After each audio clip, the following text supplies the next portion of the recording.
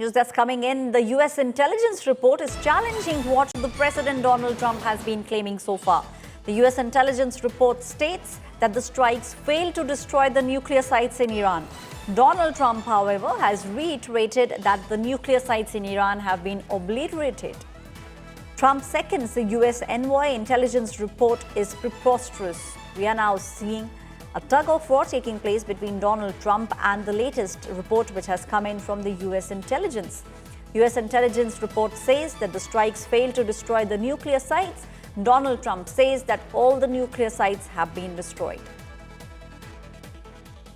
Donald Trump now seconds what the U.S. envoy has said, and he's saying that the intelligence reports are preposterous.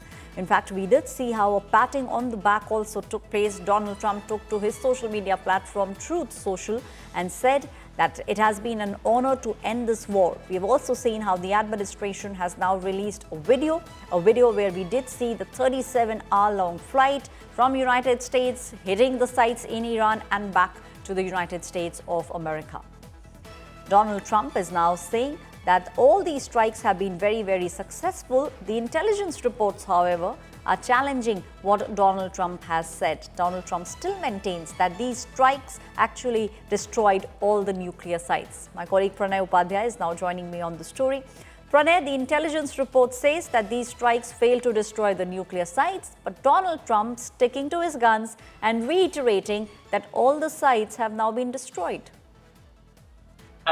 Obviously, President Donald Trump has taken to social media claiming that all the nuclear sites, especially those who are hit by the B-2 stealth bombers of the United States Air Force, are completely destroyed. But we really do not know what is the extent of damage, because no bomb damage assessment from ground has been done as yet. And especially as far as the nuclear sites are concerned, Aishwarya, that assessment needs to be done by the IAEA, International Atomic Energy Agency. And recently, in a media interview, the Rafael Grossi, Director General of the IAEA, said that since there is no ground assessment by the IAEA inspectors, we do not know that whether that enriched uranium has been moved, because Iran previously informed IAEA that they are going to take some protective measures. But as far as the damage is concerned, there cannot be any denial about the damage, because the very nature of the vibration sensitivity of the centrifuges at any nuclear site, any damage, any bomb explosion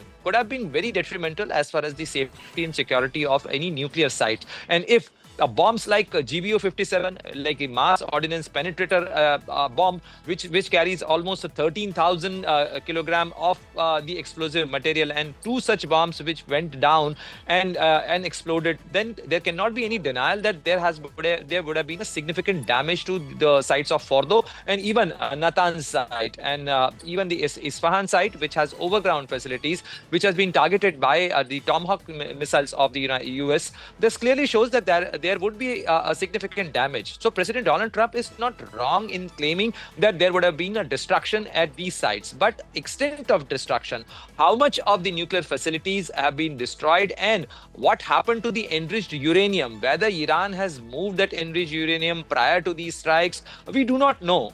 Whether that enriched uranium has been shifted to any other facility, we really do not know. That need to be corroborated by the ground inspectors and the IAEA. And IAEA is still waiting for approval or the the cooperation from the Iranian side to have the ground inspection. Right, Pranay, the world is also very keenly looking at what exactly happened in these 12 days, because now we are seeing Israel going back and saying that they are shifting the focus to destroy Hamas. They are now shifting the focus back on Gaza. So Israel very, very clear what it will do next. Iran on the other side saying that Israel and United States, they failed to do what they had set out to do, but they have also given out an important statement. Iran said they will honor the ceasefire till the time Israel honors the ceasefire. Actually, this is clearly a cooling down of temperatures, because the way this war was escalating on the escalatory ladder metrics, if you see, it has already reached to a point where Iran has hit Al Udeid base of United States in Qatar, which has reached to another country which was not directly involved in this conflict, but clearly became target. So this clearly shows that it could have led to a wider regional conflict, because if a third country or a fourth country got involved into this conflict, then this would have been a regional and a wider conflict. And that's why the efforts were made.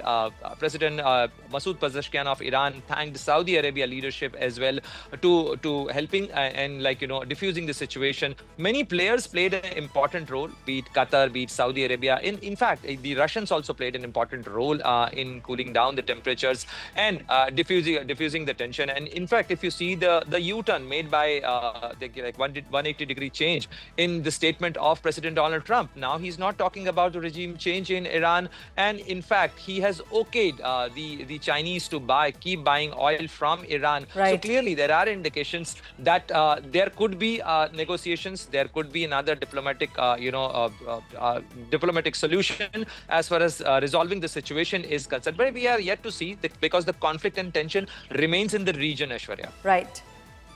Thank you, Pranay, giving us those details. My colleague also very importantly pointed out that we are seeing a ceasefire, but it's very fragile in nature. The entire region is still very, very tense.